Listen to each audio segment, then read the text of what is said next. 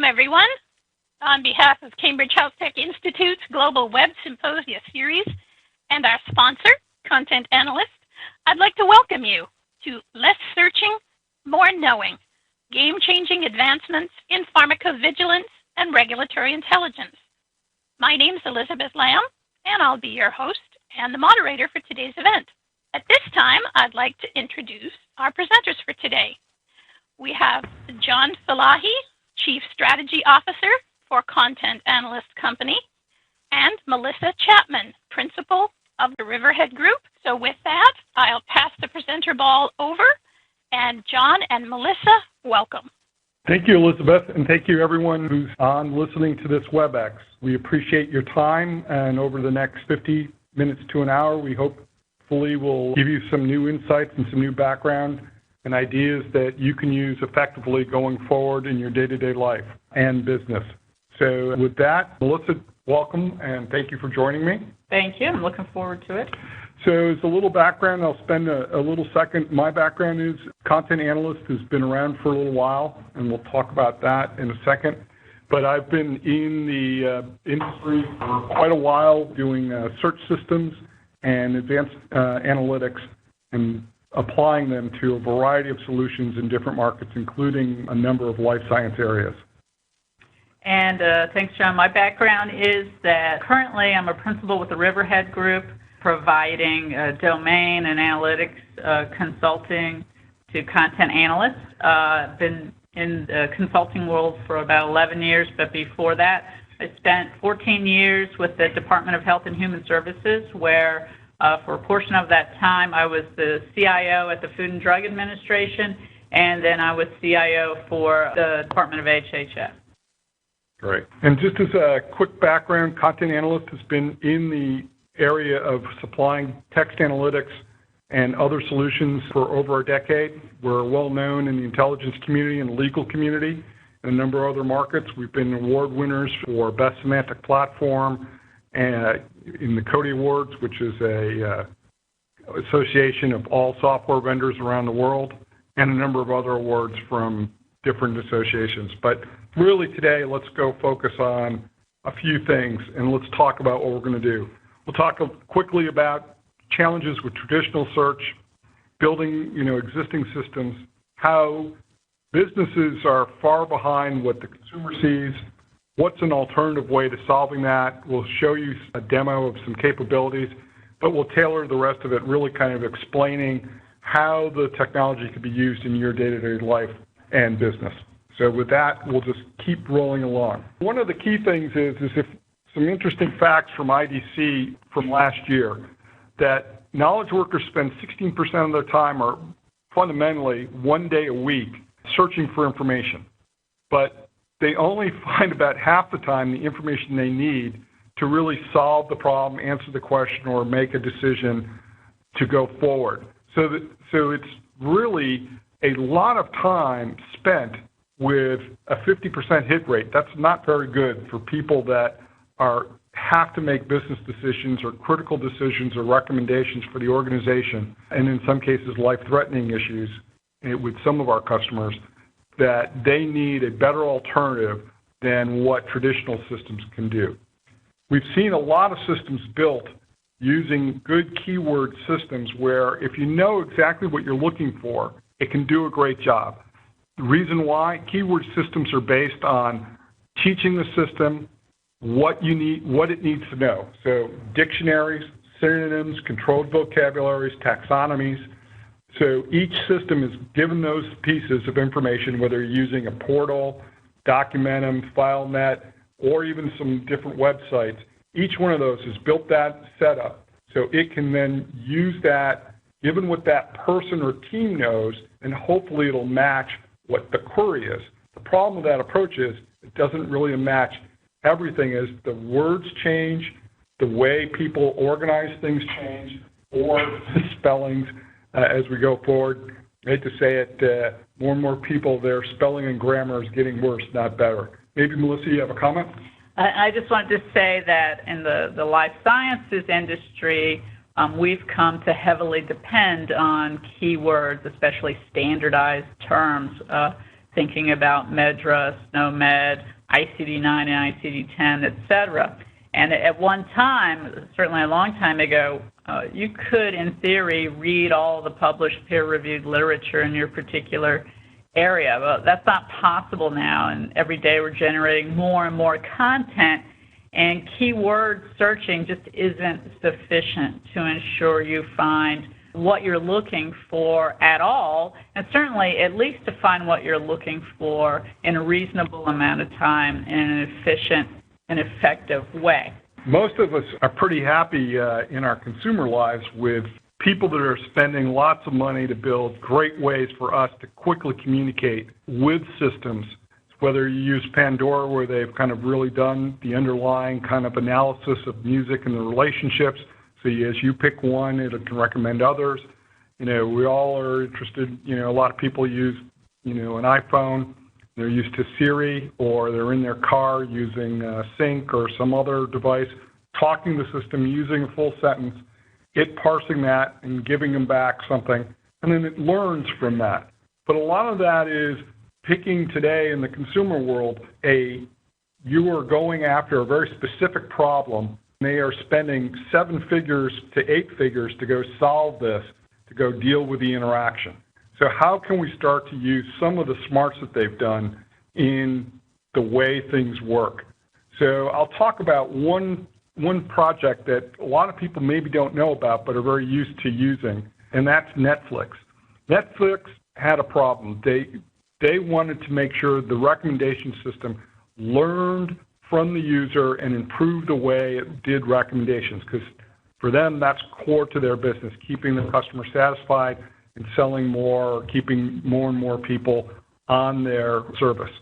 So what they went out and did is they went out and started a competition where a $1 million prize would be awarded if any team could improve the responsiveness and recommendation quality by at least 10%. This pulled over 44,000 entries from over 41,000 teams. These are from businesses, academia across the globe. They basically, the best of algorithms and different techniques were used to try to solve this problem. The winning one used a machine learning approach very similar to LSI, which is the core of what Content Analyst uses. The slight tweak was they were dealing with some other issues around video, but at the end of the day, the same algorithm and mathematical model was used. And what happened was that team, the winner, proved a couple of things. One, that you could solve very difficult text information problems. 2, that you can scale with the kind of technology. 3, it can be completely automated. And fundamentally, LSI proved to be the world's best solution at solving this problem. So what we have now is, a benchmark where a team, that was just the prize money. That wasn't the implementation money. They then went off and did this implementation, and as most of us know that use Netflix, their recommendations are pretty good because it's based on a lot of this algorithm approach to take in input both from the content and from the learnings of the user interactive. So it's basically becoming adaptive to both what is the content and what is the user kind of giving them as feedback, and learning that so it can make better recommendations or better selections or find more relevant results. So what we've done to help the marketplace out is take the technology that is from Content Analyst that's been proven in a number of markets, and we'll give you a few examples of that later, and create a SaaS-based offering. So we can bring something that is extremely high quality, eliminates the dictionaries, gives you a common user interface, can scale, understands your interactions so that you can find results faster, quicker, and more aligned to your needs in a cost-effective platform, that you're not spending 7 figures or 8 figures to build it, that this thing is basically priced per person to go through a SaaS model, and you can take internal and external content. So instead of talking about it, maybe what we can do is give you a short demo here, and then we'll do a little bit more tailored demo shortly where we will focus it on the pharma. So here what we have is Cerebrum. Cerebrum is, as I said, the SaaS offering. It comes supplied with a number of content sources. This one is tailored for the pharmaceutical market, where we've added all of the latest guidances and maps in a repository. We have general news, which is all the information collected by Acquired Media and their News Edge product. It's over 85,000 sources. In this area, we've taken 240 of the life science focused sources plus 30 of the top general news sources to create this information set. We've a licensee of MEDLINE from the National Library of Medicine, so we have that, and we also have taken all of the full text documents and created another workspace. The workspaces are just ways that people might want to organize information by either type, class, or access or security issues. No different than when you put information in one department's documentum system or SharePoint system and keep it separate from another. We also include Wikipedia for references. But if we take a really simple activity, we can go into news. Let me go bring up another tab quickly.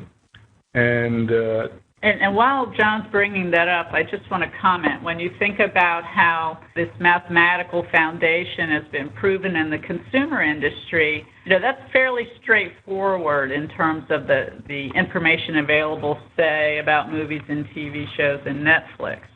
But what the power of the math is it relies on the complexity of its content. So as John was saying, in looking at all the peer-reviewed literature in the life sciences area, news and other complex topics, you can continue to rely on the power of the mathematical engine to build those relationships between what you're looking for and the inherent knowledge, if you will, of what's in the content. Right. So here I was reading an article. I find some interesting write-up about whose heart are the oldest and some background.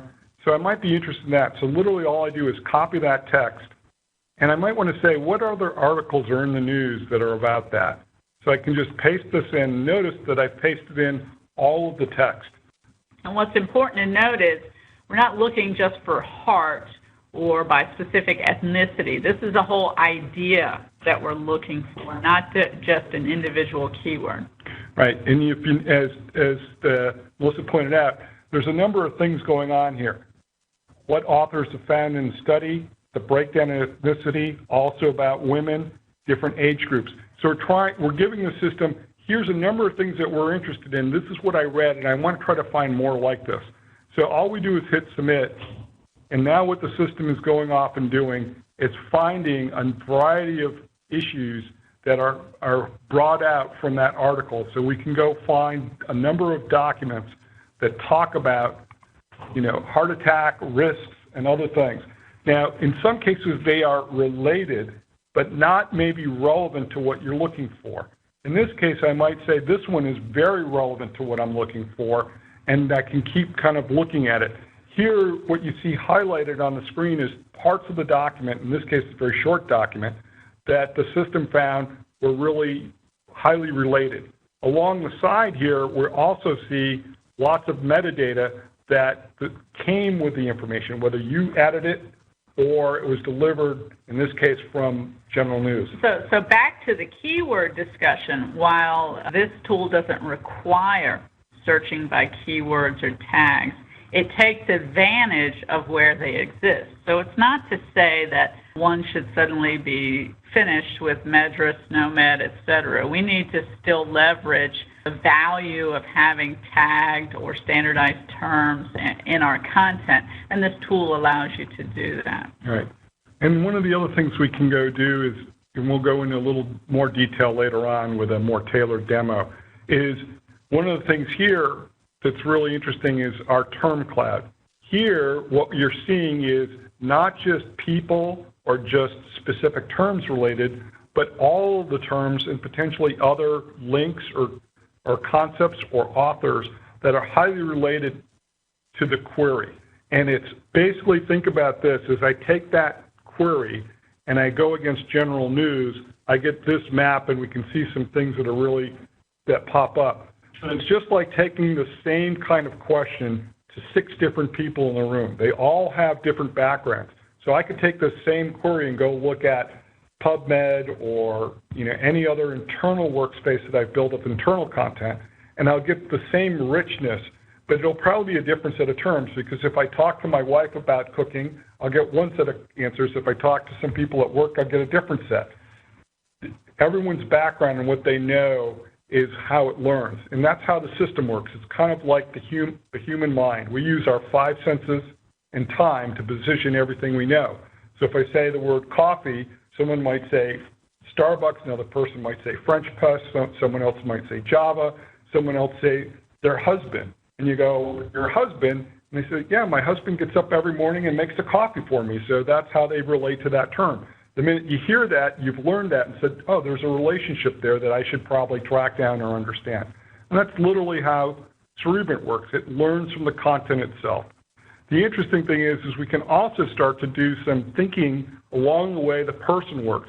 So I started with that query, which was an article that I was interested in. I found this article really interesting to me, but I really want to go, not look more in the news, but I now want to look at what's going on in MEDLINE.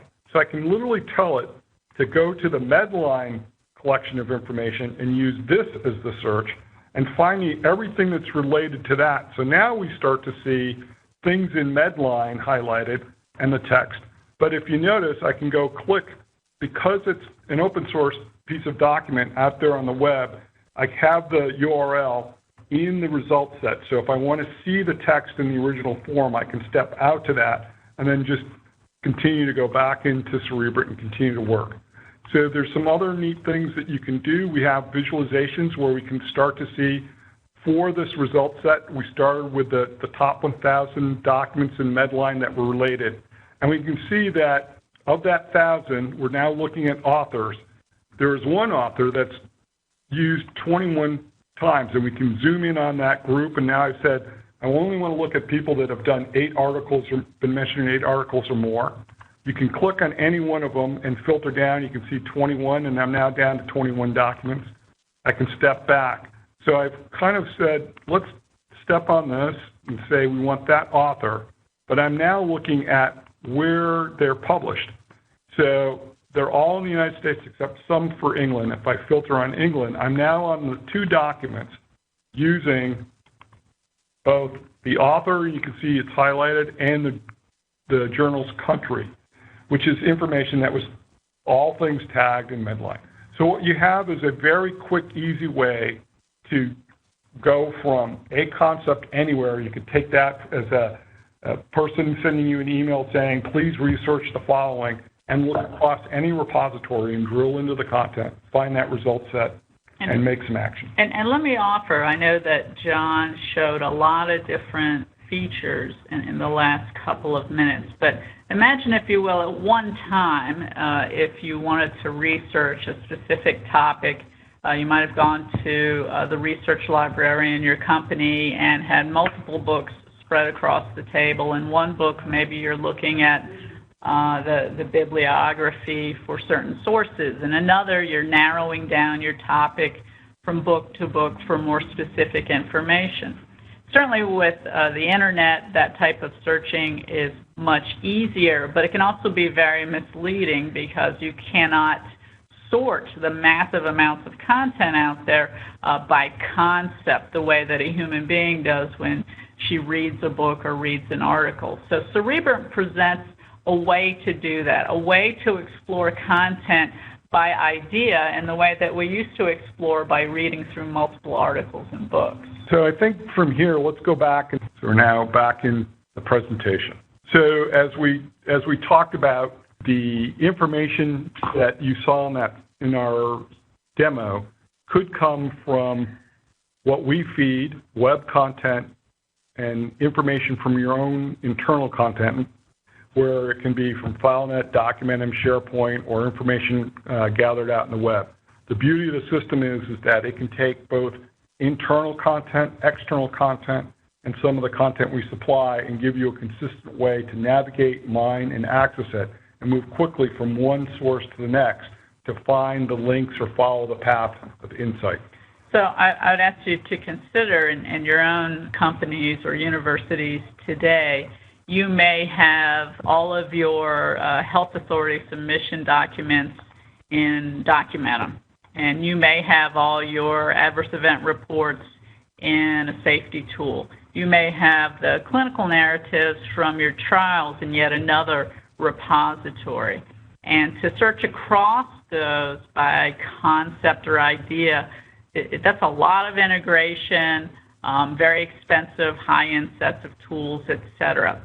The concept here is that you can point Cerebrum at those repositories without disrupting them, without threatening the security and proprietary nature of that content, and search across them in one sitting. Yeah, and I think, one of the things to help people understand is maybe to look at that technology that's really underneath the covers that makes Cerebrum so unique is the learning engine that understands content and adapts to the content and adapts to the user. So we've got a couple examples where this technology has been used for quite a while. Content Analyst has been supplying that core technology to other vendors for years. And in the legal market, we are the leading supplier of the analytics to all the top vendors that do e-discovery. So probably nearly everybody on the phone, their legal department is using our technology for their early case assessment and analysis and any legal issues that they face. And unfortunately, living in the United States, litigation is a big issue. But the real issue for the litigators is that the volume of digital content has now exploded, so that putting on more lawyers doesn't get them to the deadline. It makes billable hours nice, but it doesn't solve the problem. And for most of their customers saying, we can't afford those billable hours, we need to get to the decision. Here's a case where they use the term for using analytics to figure out what documents to focus in on as predictive coding. And the way this works is very simple. They start to tell the system, these are documents that are highly responsive to my case, and these are documents that are non-responsive to my case. The example is documents or emails that are about Project X, which is what the case is about, and documents and emails, mostly emails about fantasy football that have nothing to do but went to the key people in the case. They can say those aren't important. One of the other things that happens is a lot of government investigation with deadlines. Here's a Fortune 100 financial services company that they had basically 5 terabytes of data, about a little over 5 million records, and they had to get that done and turned around the analysis in about 12 days. Couldn't do it any other way. They used this technology, got the core turnaround done in 8 days, and saved over $1.5 million. And what the key here is that technology learned from the user. Here's what I'm interested in, find me more of that. And this is also technology that's been approved by the U.S. courts and is used in nearly every major government site and every major corporation. And you can imagine in the life sciences world, while we may not be doing predictive coding, we are interested in finding narratives that hint at the standardized terms we might otherwise be using. Since not all physicians might describe an event in the same way, we will want to understand how multiple sentences perhaps represent a specific code that we're interested in. So another example is resume matching. Another company, a Fortune 500 company, fundamentally was using a regular system to look up resumes and find resumes. The HR people would do that work and then go off to put the best candidates together and email that list to the manager. What they did was that team built a solution based on the CAT, LSI engine, and the project was to run the two systems in parallel for 60 days and measure here's what the percentage use or hits and how quickly they could find resumes that match the job descriptions and get them to the appropriate manager. After 3 days, the HR team said, we don't want to use the old system. We only want to use the new system. And one of the key issues is overcoming term issues. So with nearly all resume systems, as most of us know, you type in a couple of words, your job title or where you're interested in, and it goes off and runs, and it matches that part. But it doesn't match the body of the email where the most important information, here they were looking for configuration management as an example, but the users all listed specific items. So what was in the job description versus what was the right things to look for in the resumes might not have matched. Here the system, because it took the whole job description against all the resumes, it could actually do a conceptual match and find all the people that were highly related, and then the ones could be most relevant. So the turnaround was, here they used the whole job description against the resume pool and found the best resumes instantaneously, and the system packaged up that list and then sent the email saying, here are the best matches. And so then the manager could review them quickly.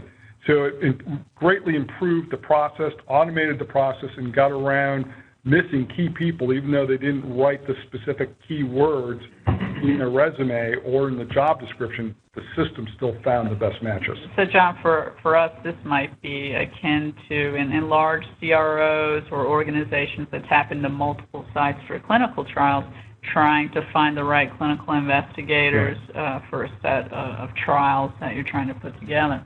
Right. So you could take that background of that trial, key part, go drop it into your collection of, clinical investigators, and find the ones that are the best match. And one of the other ones that was built, again, for another Fortune 500 company that spends over $100 million per year on proposals and creating and generating proposals because of the service they provide. They fundamentally had a major issue. They would bring their top people in every time a major proposal came in and use that collective intelligence to try to remember what were the best proposals that aligned to this that we could use as a template, and who were the best people that we have available that could work on this. And then they had to go find out if they were available. Were they on the bench, or were they already out on a project? And now what they were able to do is literally use LSI and the engine to bring in that RFP or RFI, drop it in the system, and then find, here are the best matching existing RFPs and RFIs, here are the contracts that we won that match, and here are the people out there that are most aligned to those. So what they could do is actually leverage their already existing information assets and then use the system to say, here are the best things that match that you can now use as a template to answer quickly. So find the best parts of existing documents that you already used and repurpose them to save your time, because this is, again, money and deadlines that are critical. And this is something I wish I'd had in the past, working with a lot of pharma and biotech companies to apply for NIH grants, or if you're in infectious disease or emergency preparedness or orphan products, applying for BARDA grants. Pharmaceutical companies aren't in the business necessarily of applying or submitting proposals frequently. So it can be very challenging to find all the right content that you want to leverage across multiple repositories. So this is a real time saver. Great. So maybe, Melissa, you can cover this one. Regulatory intelligence, and in its broadest sense, certainly this is all the effort that goes forth to keep up with all of the guidances and maps and standard requirements from all the health authorities in the world. That is a big challenge, to keep up with the changes and how one country is different from another country. It's not something you can just read once and then memorize. It's something you have to compare against your pipeline and even against your already approved product in case something changes that impacts what's already on the market. As we can show you, Cerebrum does a great job of helping you find a topic across all of the guidances. Right now in the demo, you saw the FDA guidances, but whatever exists for you, whatever you tap into and have to keep up with, Cerebrum's able to mine that and find the information for you. In a recent example, consider the biosimilar guidance out of FDA. If you go to the FDA website, using their tool, which is a good keyword matching tool, you can find 7 or 8 guidances directly relevant to biosimilars.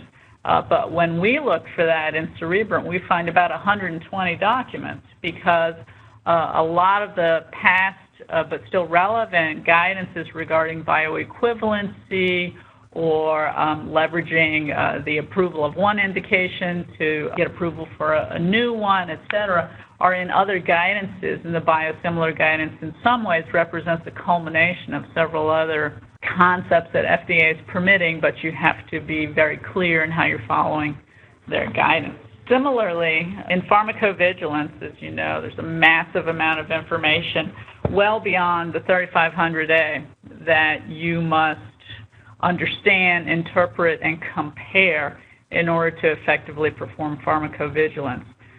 Certainly, I know at FDA when we would get adverse event reports, it wasn't just the 3500, it was all the attached literature, copies of clinical narratives, patient medical histories, et cetera, that were very important to understand in building a full case for analysis. So if you would imagine being able to apply Cerebrum to that narrative content to find specific scenarios for your products, compare adverse event issues across a family or drug class, et cetera. So again, because of the way that Cerebrum can group information, it's indeed a way the information can find you instead of you searching through every single item. I think here we have a few fun examples that maybe you can walk through. I just want to share, I think this is something that will resonate with the folks on the phone. If you've worked any time at all in a pharma or biotech company, you know when you get a letter from the FDA with a question, in many ways it's all hands on deck, or it's certainly all the hands that have a long-term knowledge of a certain product or a certain issue. And in my experience, we get in a room, everybody reads the FDA letter repeatedly and tries to interpret what they're asking for, what information is FDA looking at when they develop this question, and then among ourselves we have to say, okay, what's the answer to this? How do we want to answer this? Have we answered a question like this from another health authority? And let's make sure we're consistent and comprehensive and accurate in our answer. And that usually means people get multiple assignments. You go look in the safety system, you go look in the correspondence system, et cetera, and you're trying to remember how many different ways might we have worded this in the past so I find the right content. Well, Cerebrum gives you a tool that is an automated version of those experts, except experts, unfortunately, sometimes make errors, sometimes forget, or just get tired. Cerebrum doesn't do that. Cerebrum is there and can apply that expertise because it's based on the content that you've given it. Great. So maybe now we'll let Melissa, you give a demo versus me give a demo, and you could tailor a little bit more to the... And I'm also going to open one more tab where there is a site that if you were looking for a specific topic, and I'm not clinical, I'm an IT person, so I am not able to directly make up the kind of query that I want to demonstrate to you. So I'm going to pull up something I've taken a look at before. As you're aware, it's challenging enough to track adverse events for your drug and to understand the safety profile, particularly after it's marketed and many, many more people, hundreds of thousands of people are taking a look at your product. But it's even hard to understand how genetic predisposition may impact not just the product, but even at certain dosages or durations, what can happen. So if we take a look at just a paragraph or two about that idea, for example, I'm going to take just this little paragraph here, although this happens to be about the impact of alcohol and medication. That's okay, I can use this. And the demonstrations that we're doing today obviously rely on publicly available content. In your situation, we would be able to access your internal content and do a much more illustrative example of how pharmacovigilance can be enhanced. But in this case, I need to rely on PubMed because that has a nice life sciences research type of content. And I'm going to pull up, actually, thank you, John. I'm going to pull up the actual concept I was looking for. This talks about adverse events and genetic factors, especially in polymorphism and the issues related to tracking that type of issue. So this is a concept. It's fairly specific in that it's about genetics and adverse events. On the other hand, it's general. It doesn't talk about a specific condition, a specific drug, or a specific genetic flag. So I'm going to submit this, again, against PubMed Open Access. And I am hitting on 3 specific documents that are related to this topic. And you can see these are quite specific in what they're related to. If we go back and just review the search, I neglected to say that if I was interested in a specific steroid to suppress the kind of response we'd be concerned about, I picked just one steroid, choosing methylprednisone, to show an example of how you can query on a concept but refine that to include a specific product. If I were to take that away and just query on the concept, I'm going to get a lot more documents because the concept alone, and these are the first 1,000, certainly there's a ton out there about the general concept. But if I say, okay, for this topic, I really want to nail it down to something much more specific, that's where we can begin to take advantage of our existing keywords, existing drug dictionary, measure terms, etc., so that if I have narrowed all of PubMed to, say, 1,000 relevant documents, now I can narrow it to something much more specific. I'm glad you can spell that word. Let's hope I spelled it right, but it would still work even if I didn't spell it right. So now that's how I can narrow my 1,000 down to 3. As John mentioned, when you highlight a specific document, it'll show you content that is relevant to the concept. And then if I just do a Control F here and start to type the drug name, you can also see highlighted where the specific drug was mentioned. Again, it's tough to do a multi-feature demo, but I want to give you an idea that if you were using this type of mathematical set of algorithms against your content, against things that are very specific to your situation, you're going to be able to take advantage not just of the tags and terms that you have, but concepts that are much more specific to your needs than how we would in a demo just use PubMed in a general concept. Right.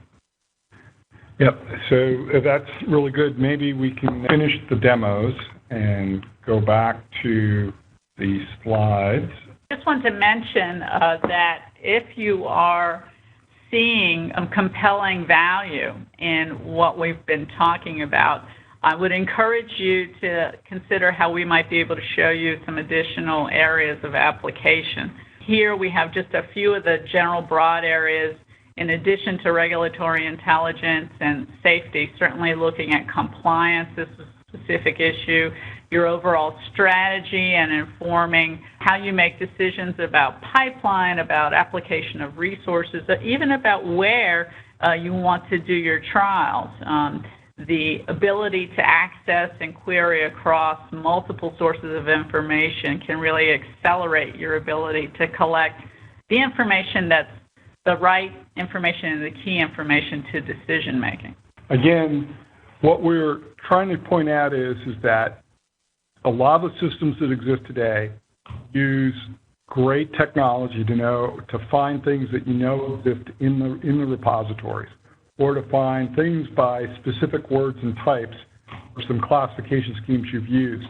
But when you start to go from knowing something specific to something that's more of a concept that you're trying to find anything that's related or everything that's related, then you need another approach or a companion approach to do the job effectively. And this is why, for example, the technology that we use, LSI, has been successful in so many other disciplines as we've talked about, friends in the intelligence community, to the people in the legal community, to other places where curated content is critical.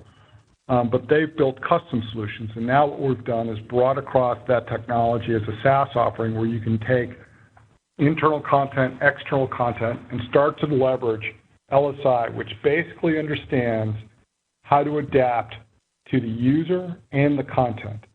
Two, it overcomes a lot of limitations of the keywords. It's highly scalable. We have a number of projects and deployments here in the greater Washington, D.C. area with our friends in the intelligence community dealing with hundreds of millions of documents. One of the things we didn't talk about is its responsiveness. It's an in-memory solution, so it's highly responsive, highly interactive. And as we've shown, it's probably on well over 100,000 legal desktops. I don't know. I guess someone would shoot me if I said how many desktops it's in the intelligence community. But it's used daily in over hundreds of thousands of people's day-to-day work life for specific tasks that it's been designed for. And now what we're doing is bringing that as a very easy-to-access, secure offering in the SaaS environment. So in summary, it's a system that is taking the breakthrough technology of combining the search capabilities, lots of text analytics, machine learning, putting it in a SaaS offering, and adding core content right out of the box, the FDA information, MEDLINE information, PubMed, and other pieces and news, so that you can use that plus add your own content so you can quickly get up and running. You don't have to worry about the cost, that initial cost to set up, and the ongoing maintenance of all the terms and dictionaries and taxonomies. You still probably use those and need those in your existing systems, but as you use this system to start really understand, gaining insight and discovering all the right documents, you don't have to worry about that. So the information is really kind of now finding you versus you searching and wasting that day a week and getting frustrated at least half the time. And something I would encourage people as we get to move into questions, as you're looking at this, if you think to yourself, well, in our company, we have a few solutions we use for safety, for regulatory intelligence, for looking at guidances, et cetera. I would ask you to reflect on how much IT support, how many consultants, how many integration issues and uses of dictionaries and standardized terms are required to keep those systems running, particularly if you are requiring outside consultants to, in essence, interpret what's being found through the tool for you. This is a tool that doesn't require any of that. Certainly working with you to point the tool at your content takes a little bit of upfront work because it's your content. But this is not something where there's an ongoing reliance on outside experts. You are the experts. And the tool allows you to share your expertise through that mathematical algorithm against all the content. It's not something that requires heavy customization or reliance on other tools and heavy integration. Before we open up to Q&A, we just want to let you know that we'd be happy to work with you. You can reach out to us at contentanalyst.com or ask for more information. And if you have a project, we'd be happy to kind of help you work it out and try it in our environment and see how we can help you be successful. But with that, I think what we really want to do is in the last kind of 10 minutes or so is open it up to Q&A and go from there. So Elizabeth, there's some questions we could answer? There certainly are, John. First question, what content repositories are included? So the included in the base version is the news feed and Wikipedia. In the pharmaceutical and life sciences version, we also include the FDA guidances and maps and all the MEDLINE information, so the 24 million plus abstracts and information, plus the roughly 1 million full-text articles from PubMed. So those repositories are included out of the box with the system. Okay, and kind of a follow-on question to that one, are there plans to add more content repositories in the future? The answer is yes and no. So yes, by different verticals, we hadn't have plans for this vertical to add more. But as we have more customers that say we need something specific and it's a general open access, or we can license that effectively, we will. And John, I'd actually answer it yes, because anyone who has this can add all the repositories they want to add. This just happens to come with some that have been selected by us, but anyone who's got a subscription to some other content or their internal, you can add it. So it's really, there's not a limitation there. I guess it's my engineering bent always says no, throws no in there. I'm the glass is half full. But I think Melissa hit the key point. You can add, what we deliver is one part. What you can add is quite rich, and we have certified connectors with a partner to connect to Documentum, SharePoint, and many other places. We have the way to harvest information from the public web for you that you can then set up as a workspace. So, plus an easy way, we didn't even demonstrate that you can take a zip file of anything off your desktop and create a private workspace and make it workable just for you, or you can decide that you want to share that between other people on your team. That's the other thing that's interesting about that. What we supply is available to everybody. Your account admin can decide, I don't want certain people to have it. Everything else that you add can be either private or shared to a specific set of people. So security is something very important to us, and we try to monitor that both on user access and information access. My goodness, you answered about 3 questions that had come in that one answer. So excellent. Great. We have a question about the use of term libraries. Is that required? That's a great question. The answer is no. One of the things, again, that's unique about the core of Cerebrum is it learns from the content itself. There are no pre-existing libraries, associations, synonym lists, dictionaries, controlled vocabularies, or term libraries. The reason is that just like a human, they start to understand association of terms as we understand them in the context of the use. So long-winded to say, each author uses words that they understand and maybe their teammates understand, but as that document, as time evolves, words change or uses change, or abbreviations and terms that are popular in one company might not be used. So, for example, in M&A, 2 teams that do exactly the same thing, but in 2 companies, they're now in one, they probably can't use a lot of the same words and terms because their documents have abbreviations or code terms or project names that one company is used to that the other company has no recollection. Or 2, documents that maybe were written only 5, 6 years ago or even 3 years ago, someone new in the company doesn't know some of the terms that were used, or they're used to coming from just out of school, they learned a different set of terms for a very common set of things. Their queries won't do hits. So the system can solve that problem for you. Okay. Down to brass tacks kind of question, how long does it take to install? So the answer is no time at all. It's a SaaS offering. So the minute you have worked out the license agreement, which is pretty straightforward, you'll be given the email. We receive the email addresses, we send out the passwords, and those people can get to work right away. They can use instantly the content that we make available and then start loading up their own content right away. We should add that depending on sizing, an end user can add content. You don't have to call up the IT people or us. You can sit at your desktop and load a ton of content into a workspace and make that accessible for other people as well. Correct. Is this system able to search across proprietary document formats? So the answer is no. We take in Microsoft Office, PDF, text, HTML, and some basic formats.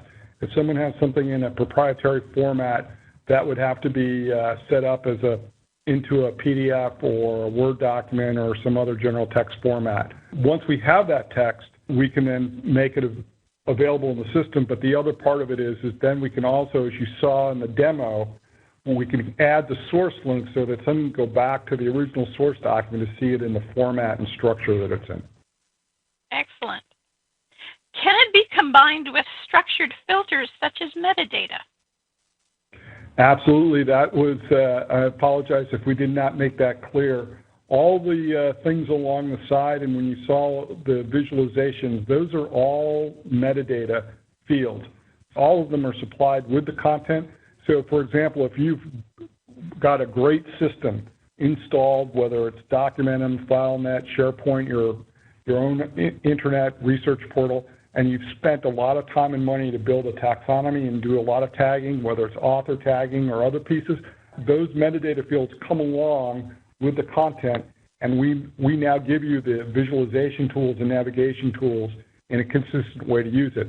So if I didn't make it clear, like in the news, we had the source of the country, the journal, whereas if we looked at a different repository, it might only have author, location, and date. So whatever is available, we take advantage of it, and that you can then optionally also use an entity extractor to mine what's inside the document and find other things like people, locations, and dates that are inside the document and not part of the metadata shipped with the document. Okay. And someone asks the inevitable question, what about pricing? Pricing is a great question to know because, as we said, it's usually 7 or 8 figures to start building one of these things. The price for the pharmaceutical version with the content we offer is, for 10 users, it's $7,500 a month. And you can keep adding as much of your own content into the secure environment. So that's pricing. It's pretty straightforward. And, of course, discounts for, annual commitments or volumes of people. Okay, perfect. I don't seem to see any more questions. So would you like to have some final comments, John and Melissa, or would you like me to wrap it up? I would just say, we are currently working with a few pharma companies, a health authority, and a couple of the larger hospital care systems to explore really specific projects that you're doing, and especially in the pharma and biotech. For many of you, we're coming up on that time of year when you get to submit your pet project into the list and try to get a piece of the budget. So we are helping people sort of write that business case for how they would introduce this type of technology into their workflow. And that seems to be going very well. It's helpful for people to get experience playing with the tool with their own content. Yeah, the only thing I'd add is, please give us a call if you have some questions.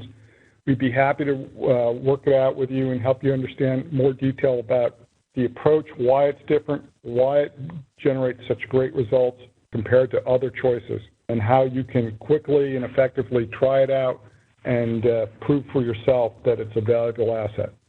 So with that, I'll let you wrap up. Thank you to everyone on the phone. Excellent. Thank you so much, Melissa Chapman with the Riverhead Group and John Falahi with Content Analyst. Thank you so much for your presentations. I'd like to thank Content Analyst for sponsoring today's web symposium. And most of all, we'd like to thank those of you who came and spent some time with us this afternoon. We hope you gained insights and options that will make your decisions and your work a bit easier going forward. So with that, thank you so much.